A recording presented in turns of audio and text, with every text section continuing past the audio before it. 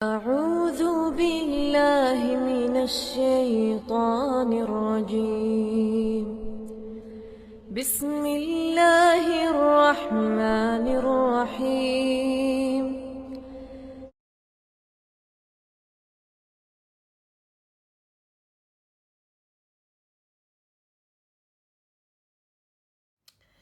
اعوذ باللہ من الشیطان الرجیم بسم اللہ الرحمن الرحیم الحمد للہ رب العالمین والصلاة والسلام علی رسولہ الکریم اما بعد السلام علیکم ورحمۃ اللہ وبرکاتہ۔ Welcome back to the path of Islam. میرے پیارے ویورز، الحمدللہ آج پھر ہم ترجمہ پڑھیں گے۔ پھر سے ہم ترجمے کے لیے گیدر ہوئے ہیں۔ قرآن میں بہت ہی مفید باتیں ہیں جو کہ ہماری زندگی کو بدل کے رکھ دیتی ہے۔ ایسی باتیں جن کا نارملی ہمیں کوئی سلوشن نظر نہیں آتا، قرآن وہ ہمیں سکھا دیتا ہے۔ جیسا کہ ہمارا پچھلا درس انتہائی مفید تھا، ایسی باتیں تھی کہ مینس شیطان سے پناہ کا ایک طریقہ اس میں بتا دیا گیا تھا، جادو جیسے غلیظ عمل کے بارے میں واضح طور پہ بتا دیا تھا۔ اسی طرح ہمارا آج کا درس بھی انتہائی مفید ہے۔ چلے آتے ہیں اپنے درس کی طرف۔ اعوذ باللہ من الشیطان الرجیم بسم اللہ الرحمن الرحیم۔ یا ایہا الذین آمنو، اے لوگ جو ایمان لائے ہو، لا تقولو، مت کہو تم، راعنا راعنا، وقولو، اور کہو تم، انظرنا، اور کہو تم انظرنا، واسمعو، اور سنو تم، وللکافرین، اور کافروں کے لیے ہے عذاب علیم، دردناک عذاب۔ یا ایہا الذین آمنوا لا تقولوا راعنا، اے لوگ جو ایمان لائے ہو مت کہو تم راعنا، وقولوا انظرنا، واسمعوا، اور کہو تم انظرنا، اور غور سے سنو تم، وللکافرین عذاب علیم، اور کافروں کے لیے ہے دردناک عذاب۔ اس آیت کا شان نزول یہ ہے کہ جب یہ ڈسبیلیورز نبی کریم صلی اللہ علیہ وسلم کی مجلس میں بیٹھتے تھے، یہ منافقین وغیرہ، تو جب وہ نبی کریم صلی اللہ علیہ وسلم کوئی بات بیان کرتے، کوئی اسلامک بات، تو وہ توجہ ہی نہیں دیتے تھے، ادھر ادھر ہی ہانکتے رہتے۔ پھر جب نبی کریم صلی اللہ علیہ وسلم اپنی بات آگے بڑھا چکے ہوتے تو پھر وہ آگے سے کہتے کہ یہ ورڈ یوز کرتے تھے، راعنا۔ کیا ورڈ یوز کرتے تھے؟ راعنا۔ راعنا کا مطلب یہ کہ ہماری طرف بھی تھوڑی سی رعایت کیجیے، یعنی ہماری طرف مڑ کے دیکھیں، ہمیں یہ بات بتائیں۔ ان کا یہ راعنا کہنا اس وجہ سے نہیں تھا کہ وہ اس میں انٹرسٹ لیتے تھے، بلکہ ایک قسم کا تمسخر اڑاتے تھے، مذاق اڑانے کا انداز جو ہوتا ہے نا، اس میں کہتے تھے راعنا۔ اور کچھ ڈسبیلیورز کی تو اتنی بری عادت تھی کہ وہ راعنا میں عین کے بعد راعنا کو تھوڑا کھینچتے، ایسے یہ ورڈ پروناؤنس کرتے جیسے کہ کہہ رہے ہو کہ راعینا راعینا، کیونکہ راعینا کا مطلب ہے ہمارا چرواہا، یعنی او ہمارے چرواہے۔ نبی کریم صلی اللہ علیہ وسلم کا مجلس میں ہی وہ اس طرح سے مذاق اڑاتے تھے۔ اور ان کے یہودیوں کی زبان میں راعنا کا مطلب ہے احمق، بیوقوف، کچھ اس نیت سے کہتے تھے۔ اور اللہ تو دلوں کا حال جانتا ہے، اس لیے اللہ تعالیٰ نے قرآن میں واضح طور پہ کہہ دیا کہ جو ایمان والے لوگ ہوں آپ یہ ورڈ نہ کہو۔ کیونکہ ہوا کیا کہ جب اس مجلس میں ڈسبیلیورز ہوتے، منافقین جو ہیں، اور ساتھ میں مسلمان ہوتے، تو کچھ مسلمان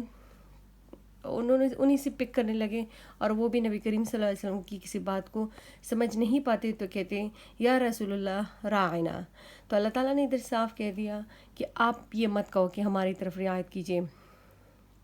راعنا ورڈ مت یوز کرو، بلکہ اس کی بجائے کیا کہو آپ لوگ؟ انظرنا، یعنی ہماری طرف متوجہ ہیں ہو یا رسول اللہ، ہمیں تھوڑا سمجھائیے۔ اور اللہ تعالیٰ انظرنا کے ساتھ ساتھ کہہ رہا ہے واسمعوا، مینس پہلے سے غور سے بیٹھو، غور سے سنو،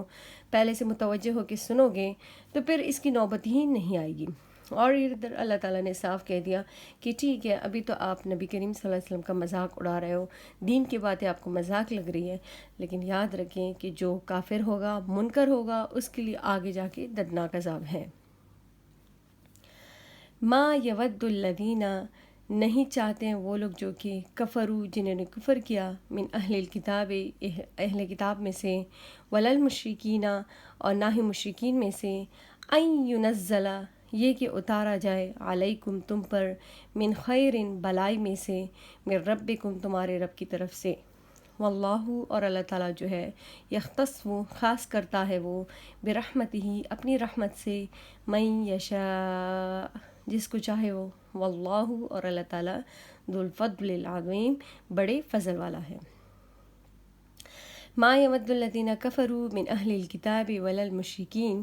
نہیں چاہتے وہ لوگ جو کہ جنہوں نے کفر کیا اہل کتاب میں سے یعنی جو کافر ہوئے اہل کتاب میں سے سب اہل کتاب نہیں بلکہ وہ جو کہ منکر ہے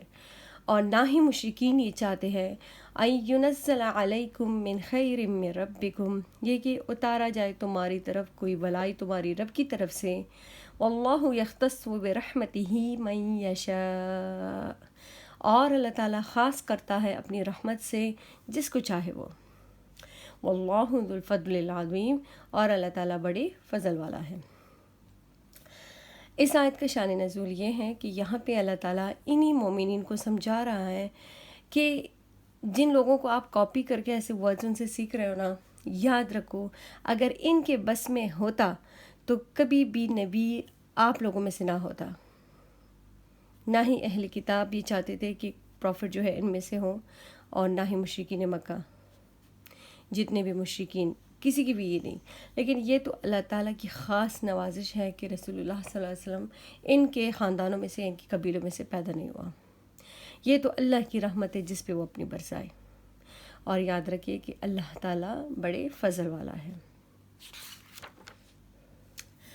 ما ننسخ من آیتن ما ننسخ وہ جو کہ منسوخ کرتے ہیں ہم من آیتن کسی آیت کو اور ننسہا یا بلاتے ہیں ہم اس کو نأتی لے کے آتے ہیں ہم بخیرن بہترین منہا اس سے او مثلہا یا اس کی مثل علم تعلم کیا نہیں جانا تو نے ان اللہ یہ کہ اللہ تعالیٰ علی کل شیء ہر چیز پہ قدیر ہے قادر ہے ما ننسخ من آیت او ننسہا وہ جو منسوخ کر لیتے ہیں ہم ختم کر دیتے ہیں ہم کسی آیت کو یا بلا دیتے ہیں ہم اس کو آپ سے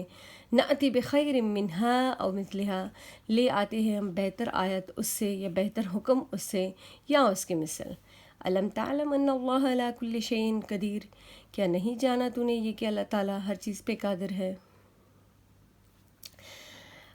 ہوا کیا کہ جس طرح باقی کتابیں ہیں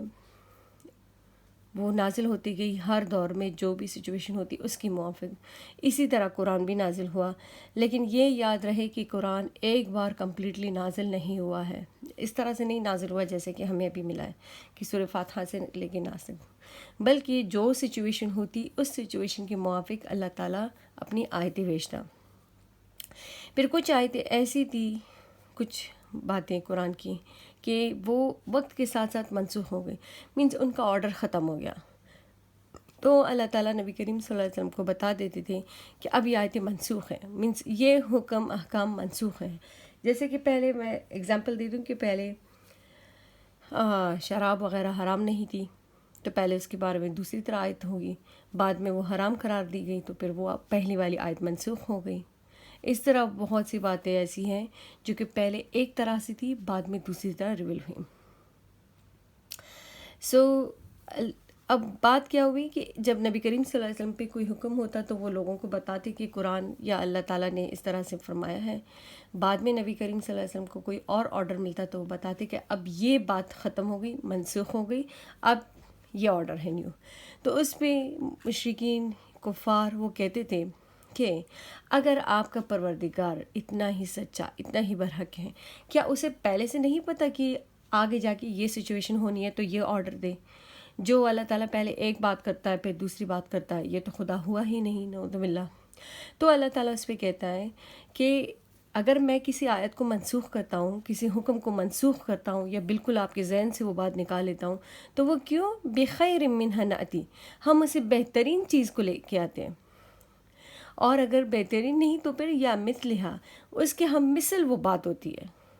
ایسی بات ہوتی ہے جو اس سے مماثلت رکھتی ہے جیسے کہ نماز پہلے 5 نمازوں کا حکم نہیں تھا بلکہ زیادہ کا تھا تو بعد میں 5 ہو گئی لیکن 5 نمازوں کا ثواب اتنا ہی ہے جیسے کہ آپ 50 نمازیں پڑھیں تو وہی ایک ہی بات ہوئی کہ 5 نمازیں پڑھو ثواب آپ کو 50 کا ملتا ہے.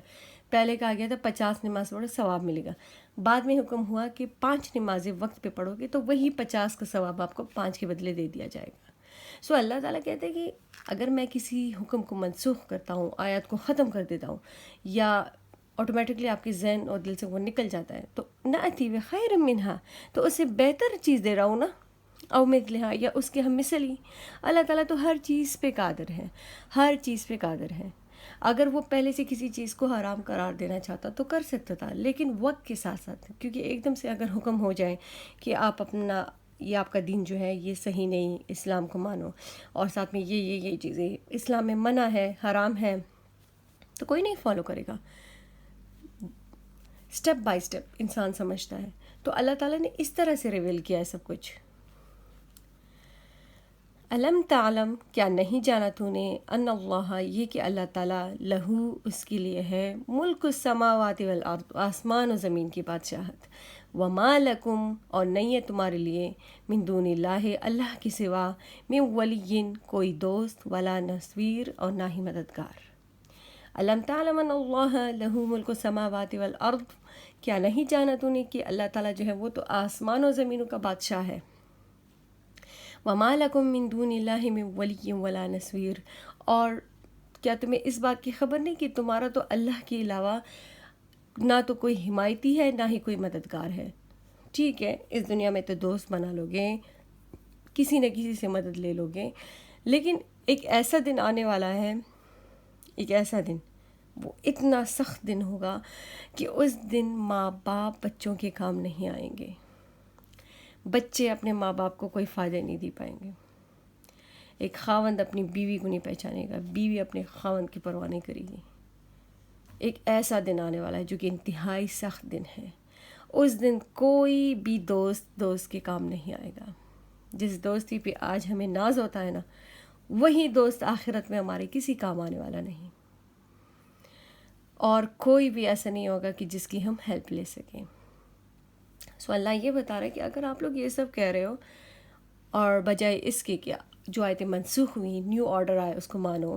بجائے اس کے آپ اختلاف کرتے جا رہے ہو، تو یاد رکھو اللہ قادر ہے ہر چیز پہ. وہ اس دنیا میں بھی آپ پہ کچھ بھی کر سکتا ہے، عذاب بھی نازل کر سکتا ہے، کوئی تکلیف بھی آپ کو دے سکتا ہے، یا پھر آپ کو اس دنیا میں ڈیل بھی دے سکتا ہے. لیکن ایک دن ایسا آنے والا ہے نا کہ نہ تو آپ کی یہ باتیں آپ کے کام آئیں گی، نہ آپ کی دوست، نہ مددگار، کوئی بھی نہیں. ام تریدون، یا چاہتے ہو تم، ان تسألو، یہ کہ پوچھو تم، رسولکم، اپنے پیغمبر سے، کما، جیسا کہ سئل موسیٰ، پوچھا گیا موسیٰ علیہ السلام، من قبل، اس سے پہلے.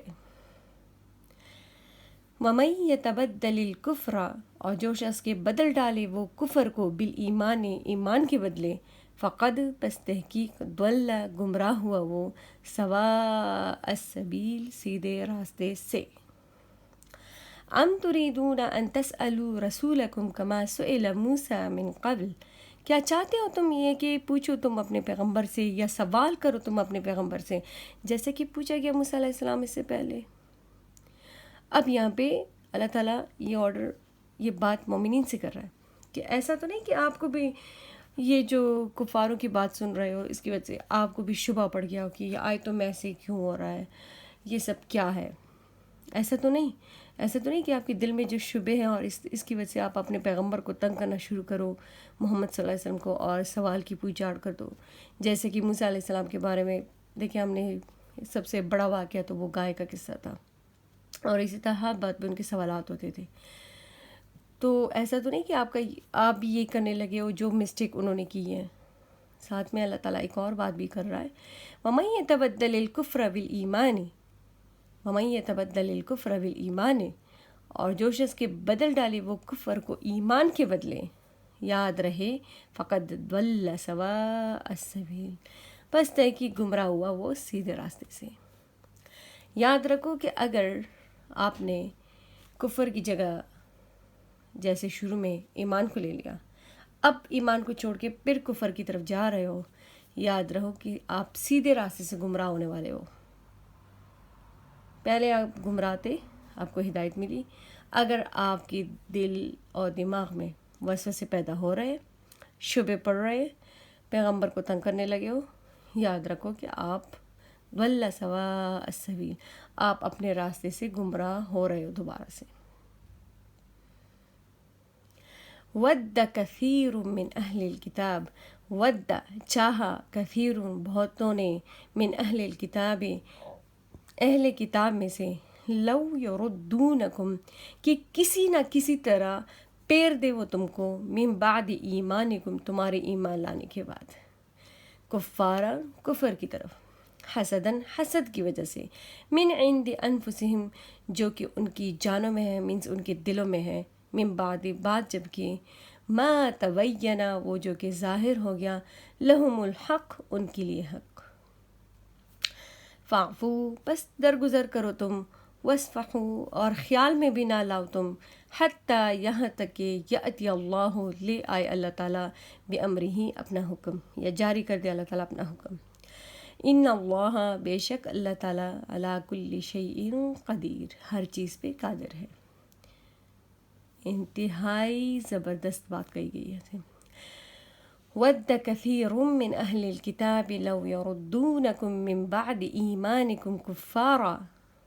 چاہا بہتوں نے اہل کتاب میں سے کہ کسی نہ کسی طرح لوٹا دے وہ تم کو تمہارے ایمان لانے کے بعد دوبارہ سے کفر کی طرف،